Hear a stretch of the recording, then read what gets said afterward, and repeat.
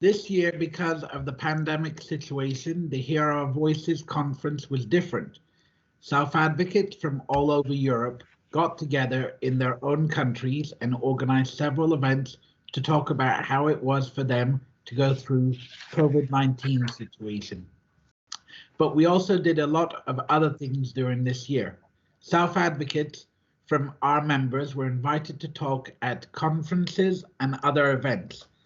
We have organized conferences in our own countries.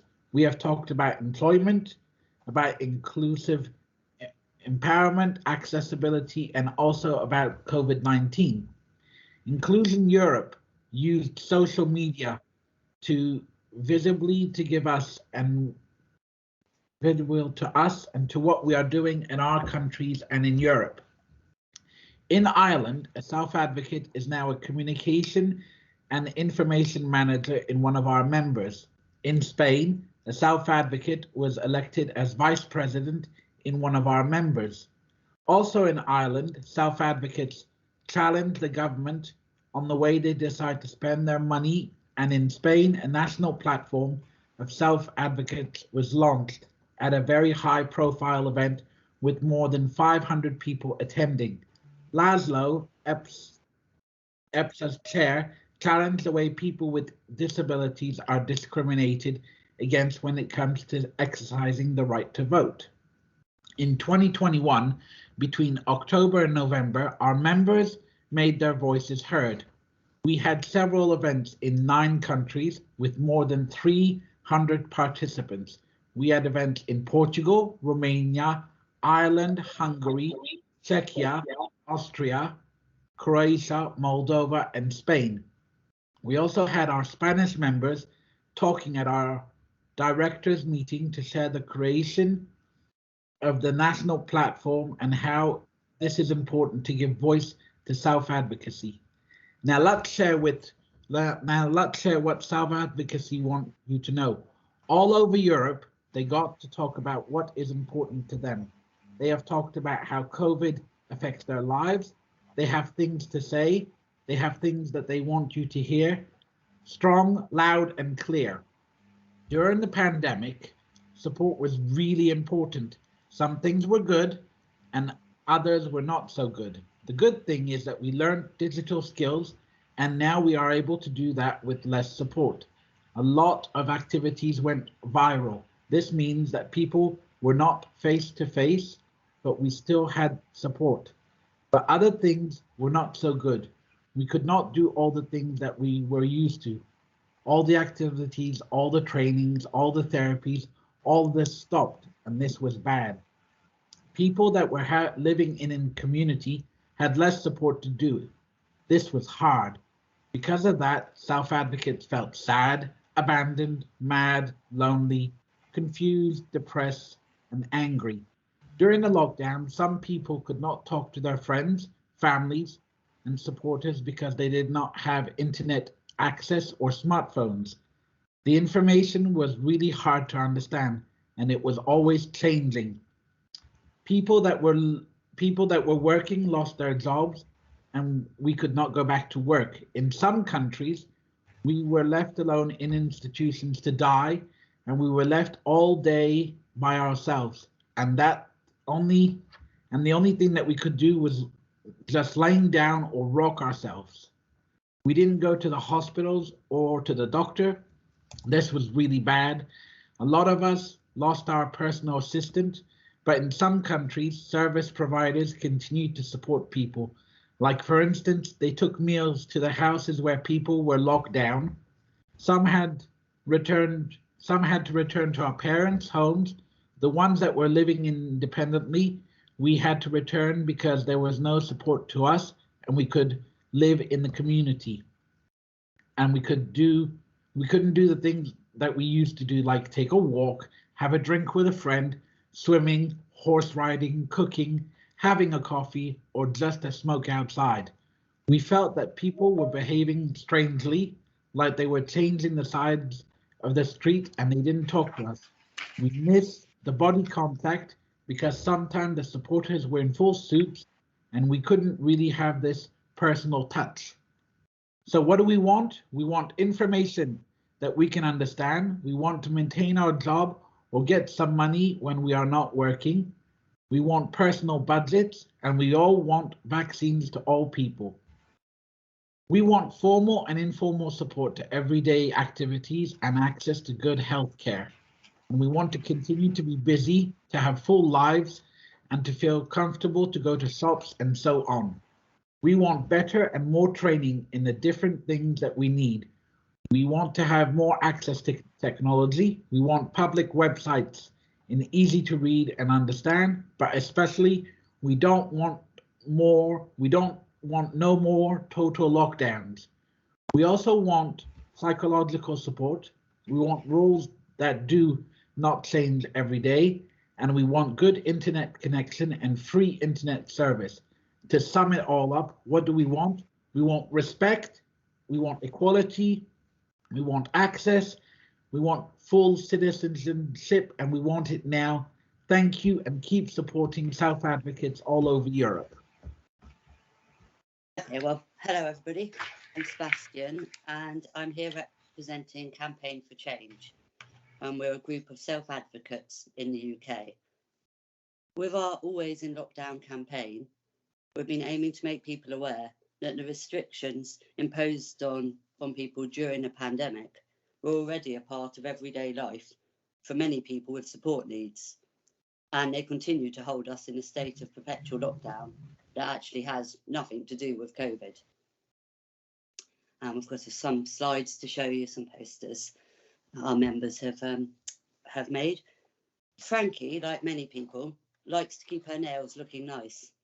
During the COVID lockdown, lots of people complained about having to have their nails done at home and longed for the salons to reopen so they could enjoy the experience of going out and having their nails done professionally. Frankie has always struggled to access a salon of her choice. Some places that claim to be wheelchair accessible are only accessible to certain sized wheelchairs. Imagine being told that you can't go to the salon or on a bus or to a restaurant because the door's not wide enough to accommodate you. And this is what Frankie's having to deal with all the time. Next slide, please, Amy. Okay. What if you are able to go out and find somewhere fully accessible to enter? What happens when it's time to go to the toilet? When I go out with a good friend of mine, he has to go home at lunchtime if he wants to remain dry, as there are no hoists or adult-sized changing benches fitted in most disabled toilets. If he chooses to stay out, then he has to wear extra pads and be left wet all day. That shouldn't be a choice that anyone has to make. And certainly when I go out, I'm not having to plan ahead about the toilet. We have the next slide. Okay. Me and many of my friends require one-to-one support when we leave the house. This means we may not be able to leave the house at all if there aren't enough staff available on a shift. This can be due to difficulties employing enough support workers across the care sector.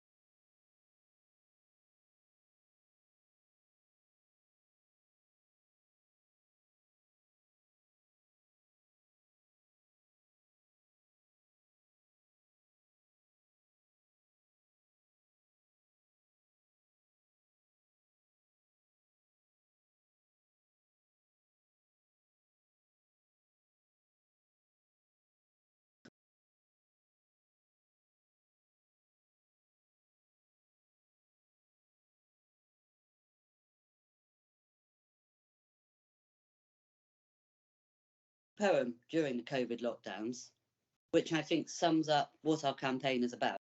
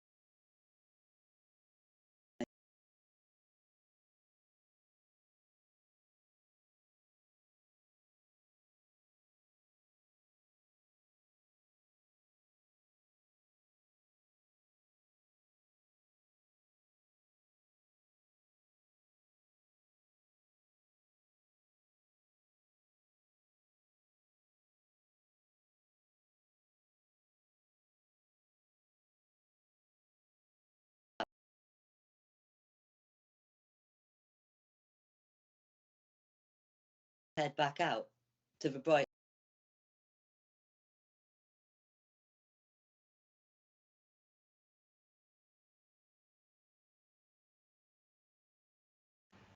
Thank you.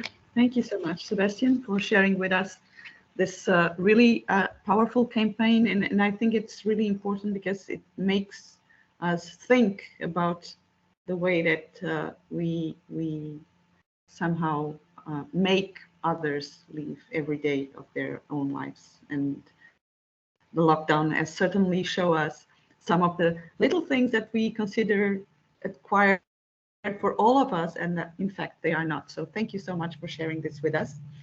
Thank you very much, Sandra, and sorry for the technical difficulties, everyone. It's great to see you. I'd like to start by wishing everybody across Europe today a very happy St Andrew's Day from Scotland.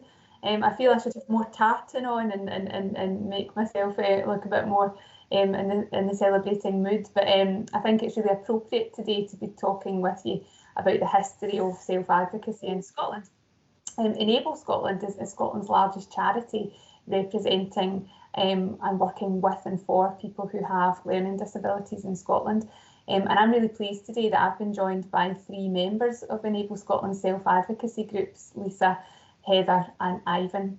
And with their agreement, they're happy for me to tell you a wee bit about Enable and how we work together, and then you'll hear more about them later in our Raise networks.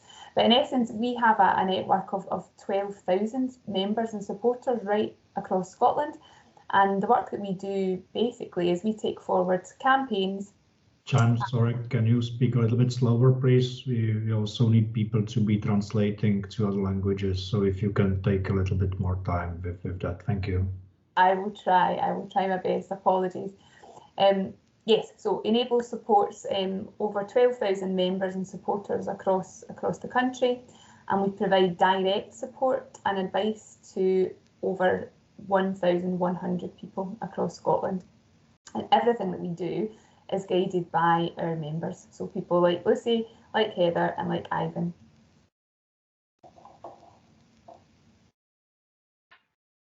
Thank you.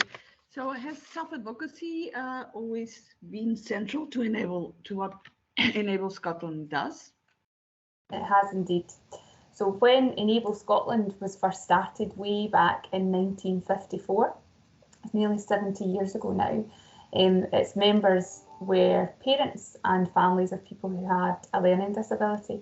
And over the years, those families campaigned for better access to human rights for their children. And as that was successful, those children became young adults and adults who had their own voices. And so Enable then changed to be more focused on self-advocacy, and as well as supporting families, being equally focused on empowering the voices of people with learning disabilities themselves. And in the late 1980s, a lot of members of Enable Scotland, including Andrew Doyle, who some of you might know, who was supported by a man called Jack Collett, They pressed for Enable Scotland to make sure that the voices of people who have a learning disability were at the centre of everything that the charity does. And so as a result of that, our ACE network was born in the 1980s, and then we connected with like-minded activists right across Europe and helped to set up Inclusion Europe in 1988.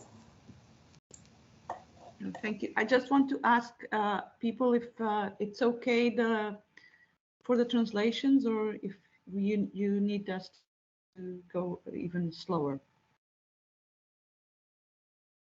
Okay, so I think it's okay. So can you tell us more about ACE? Yeah, so ACE stands for the Advisory Committee of Enable Scotland, but it also stands for Active Communities of Empowered People Who Have a Learning Disability. And before the pandemic, there were 33 ACE groups meeting right across Scotland, and that number had actually grown by 50% over the previous 6 years. So it's a growing movement, lots of groups across the country. As you've heard from Sebastian and from others this morning, COVID had an impact, and so when we were forced into lockdown in Scotland, all of our ACE meetings moved online.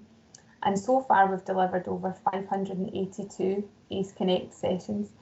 And really the purpose of those sessions changed a wee bit to keep people connected, to look after people's well-being, but to make sure that we understood and talked about the real challenges being faced by people with learning disabilities in community.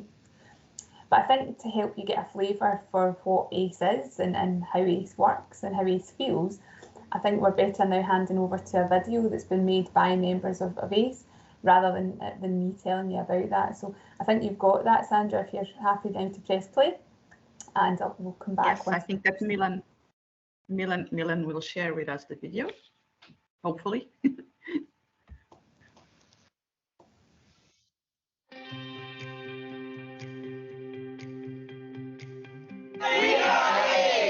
Active Community of Empowered. As ACE, we challenge barriers to an equal society for every person who has a learning disability. So we deal with both local and national issues and give people with learning difficulties a voice.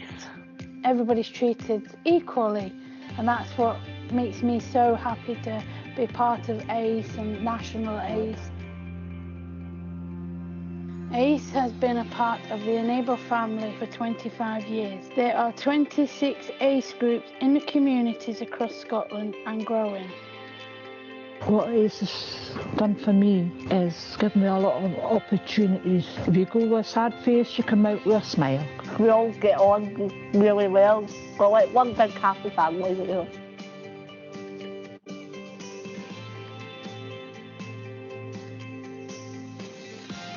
ACE is a fun place to meet new friends. I was quite shy before I joined. ACE made me feel confident.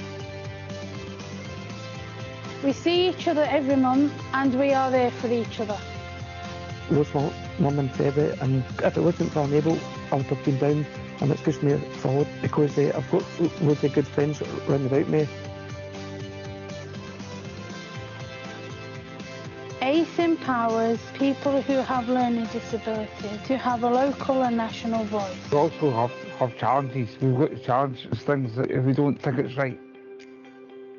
People look down on you when you have a learning disability. Being part of ACE makes me feel proud. ACE is amazing because my voice heard.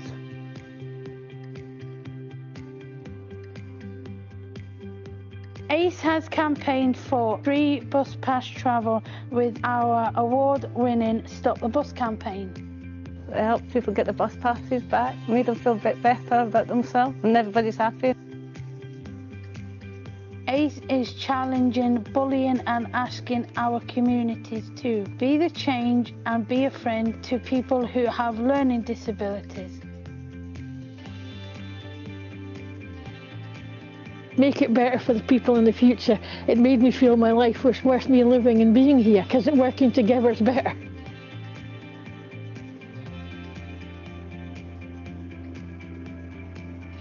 ACE has challenged political parties to think differently and enable the vote.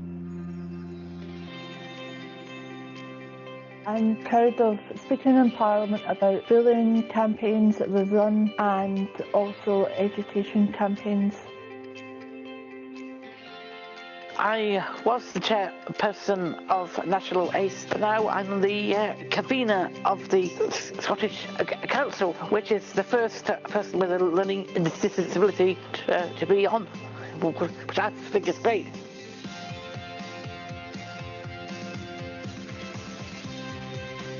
It's a good way of finding friends, and friendship groups form really easily.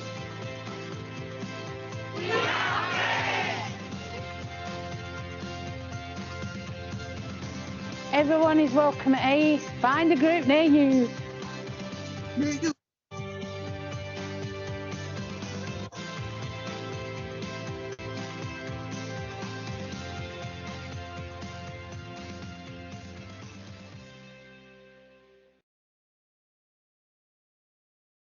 Thank you. Thank you, Milan. Thank you for sharing this very also powerful video. We can see I was impressed with both the years that Enable is already around, and also the numbers for the meetings that you have managed to continue to have during the pandemic. It's really impressive. So, Jen, you have said that ACE is part of Enable Scotland, and then Enable Scotland is itself part of the Enable group. So, are there any challenges with supporting self-advocacy within a larger mother organization, let's say? So we would say no. The fact that Enable Scotland's values have always been guided and developed by people with learning disabilities, that has helped Enable Scotland as it grows to be rooted in those values and have people at our very heart. As a charity, we are led by our members, and it's written into the rule book for the charity that we have to elect representatives onto Scottish Council, which is the group of members that you heard about there, and Ivan Cohen is the convener of that group. And just last Friday, in fact, we held our annual general meeting, which all charities have to have, where we report on our accounts and we report on our performance. And now Scottish Council also delivers a presentation at that meeting where we talk about all the challenges of COVID-19 and all of the achievements of our members. That report in particular now is probably one of the biggest highlights of our AGM. And from Scottish Council, we have 2 representatives that join the board of Enable Scotland. So it's part of the governance of our very charity. So we think there's absolutely no tension between self-advocacy and also being part of a bigger charity, because it's just written into our DNA. Okay, oh, that's great. So what would be your advice to other organizations that would want to make sure that the principle of self-advocacy really works in practice? I think we would all agree at Enable that it's an easy thing to say you want to do as an organisation. It's a difficult thing to get it right. And so I think the first priority for any organisation who wants to do this is you really need to be serious about it, and you need to commit to it as an organisation. You can't just be tokenistic and organise groups. You have to really be prepared to listen. You also have to be prepared to learn. And there are other organisations out there and other groups that do this really well, and from time to time will do that better than you might or others might, and that's okay, that's good, so learn from them. At Enable Scotland, even though we've been having ACE groups now for over 25 years, Charlotte and her team recently reached out to another organisation called the National Involvement Network, and that's a group that brings together standards for self-advocacy for lots of different organisations working throughout Scotland. And so we've decided to join with them and learn with them, and hopefully we'll share some of our learning with them also. And we think also being part of Inclusion Europe and having conversations like this is another great way to just bring out learning about what's working for self-advocates in other countries, and to bring that back into our own campaigning too. But I'm sure that there are probably challenges in supporting self-advocacy groups within a larger organization. Can you tell us a little bit about those? I think one of the biggest challenges for me is, and the team is director responsible for making it happen, is funding. And sometimes we find that large government funds don't see support for self-advocacy as a high priority project to give money to. They might think that other people need money more urgently, or give money to organisations that speak on behalf of people who have a learning disability, and maybe sometimes they don't focus on organisations that focus on enabling voices and self-advocacy. Oh, you were going to chip in. Oh, sorry, Lisa. Oh, sorry. Yes, you will. Oh, sorry. I'll come to you in a wee second, don't worry. Mute still and I was texting. That's okay, don't worry, don't worry. So for us, funding can be a challenge, but we've turned that into an opportunity for our ACE members, and lots of our ACE members now do an amazing job of fundraising themselves for ACE. I think the other challenge can be that not just me, but all of my colleagues in the directors team, we all have to be ready to be challenged and to be contradicted by our members. So you really need to be prepared to listen to what people say, and you might think that you're doing a great job and your plans might have come from a really good place, but you've then got to be prepared to listen to what people are telling you about how that's making them feel or what difference it's having. And if it's not having the difference you intend it to, then you have to be prepared to change things, and you have to really be prepared to listen. And that's not always easy for people. So I think they're probably the two biggest challenges is fundraising to make sure we can keep delivering groups, and then being prepared and ready to not just listen, but to really act on the feedback you then get.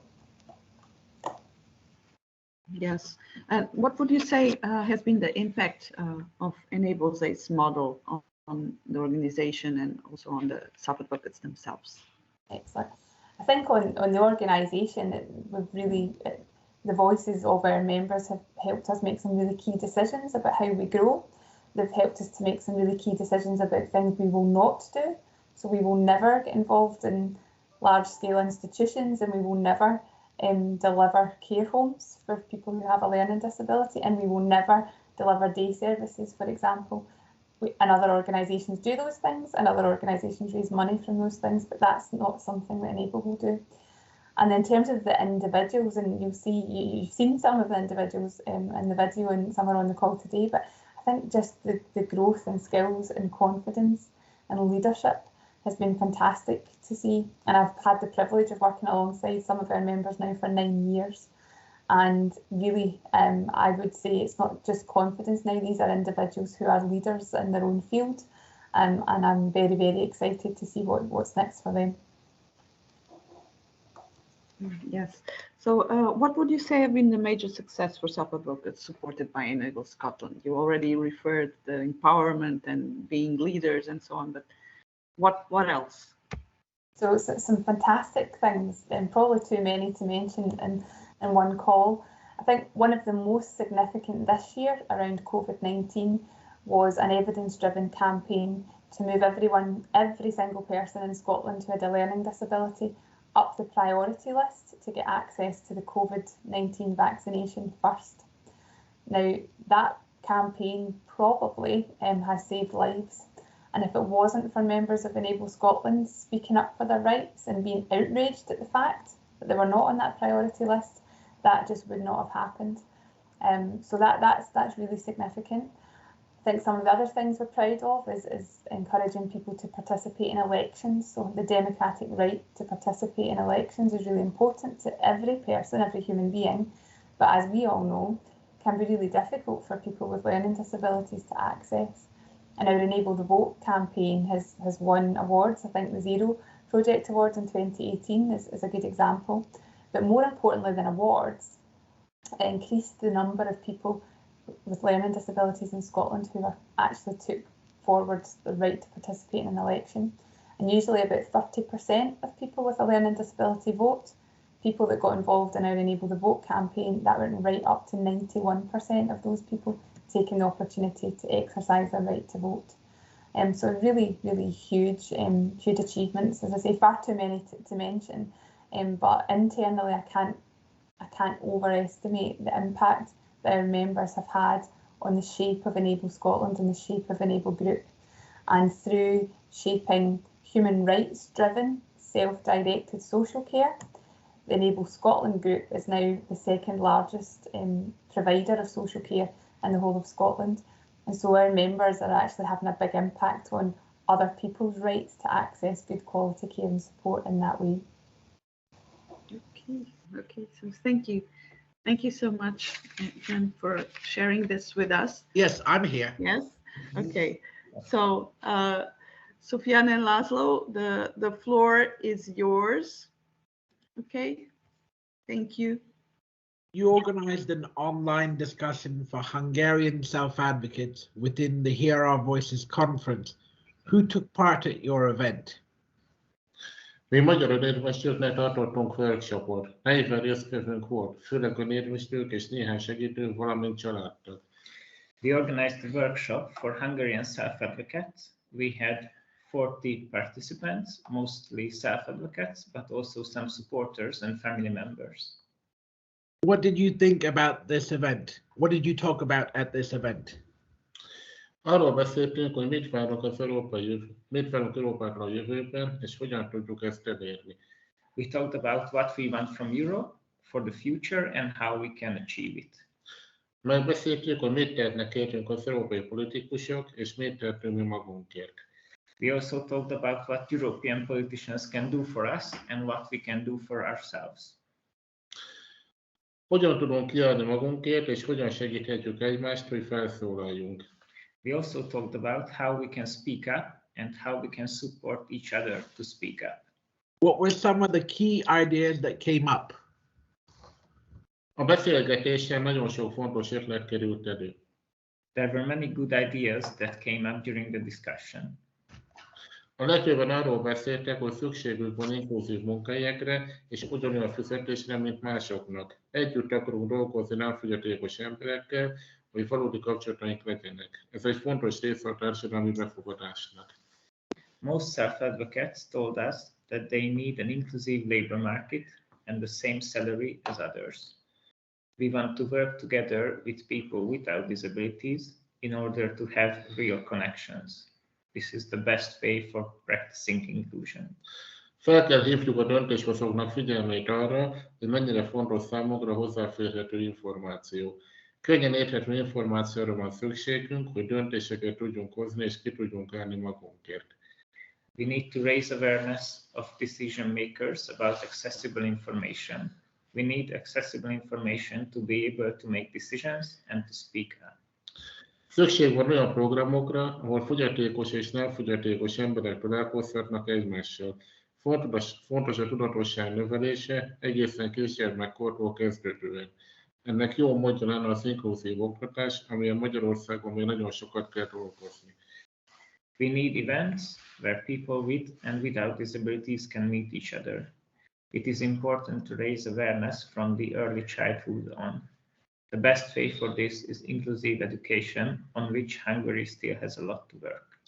Szükségünk van több olyan képzésre és lehetőségre, ahol tanulhatjuk a jogainkról, és megtanulhatjuk, hogyan álljunk ki magunkért. Ezt tesszük önérvényesítő csoportokban is, de sajnos nem mindenkinek van lehetőség részt venni ilyen csoportokban.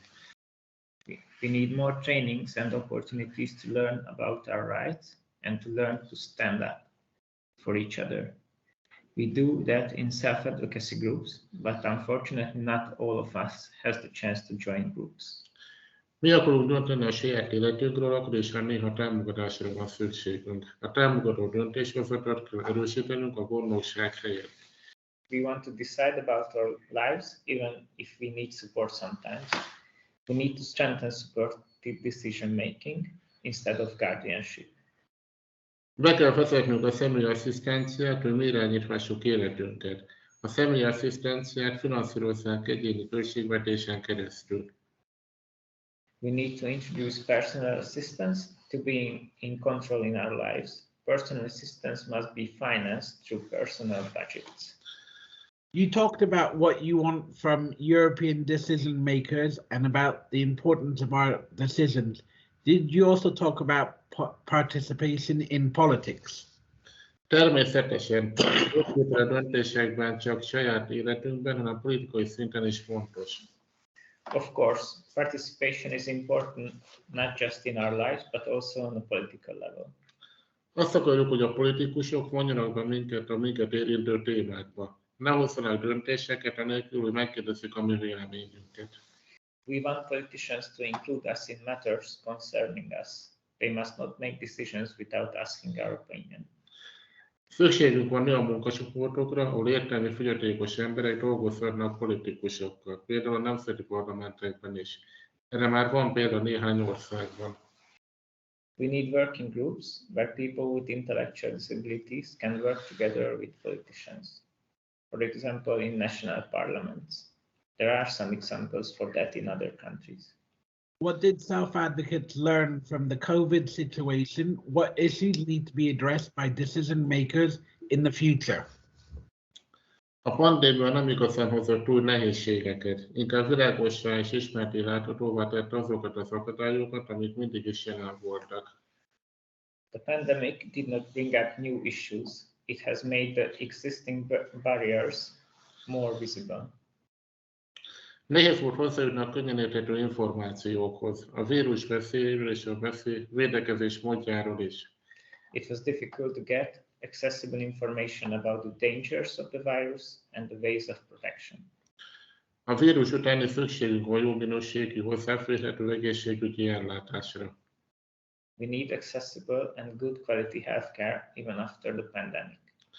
Szükségünk van olcsó és könnyen használható technikai eszközökre, például okostelefonra, tabletre vagy laptopra. We need cheap and accessible technology, for example smartphones, tablets or laptops. Részt akarunk venni online meetingeken és képzéseken, de sokan nehezen boldogulnak az online oktatással. We want to take part in online meetings and trainings.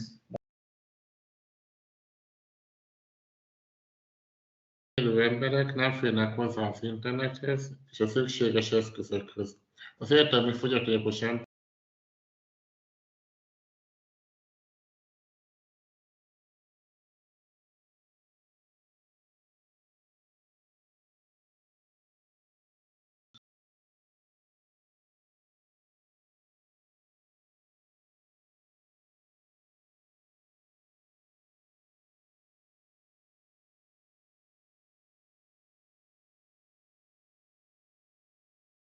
and not pity.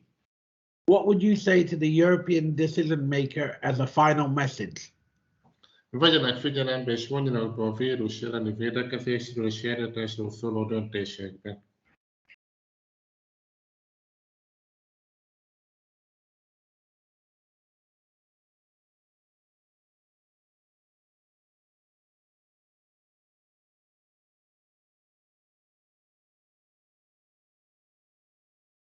Fogyatékos emberek jelentsenek prioritást az oltási tervekben.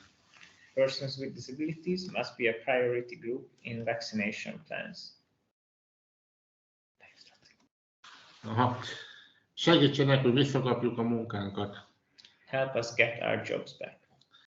Személyenként tekintsenek rá, ne csak politikai döntések tárgyaként. Mi is emberek vagyunk, mi is európai állampolgárok vagyunk. They must consider us as persons, not just subjects of political decisions. We are people, we are European citizens too.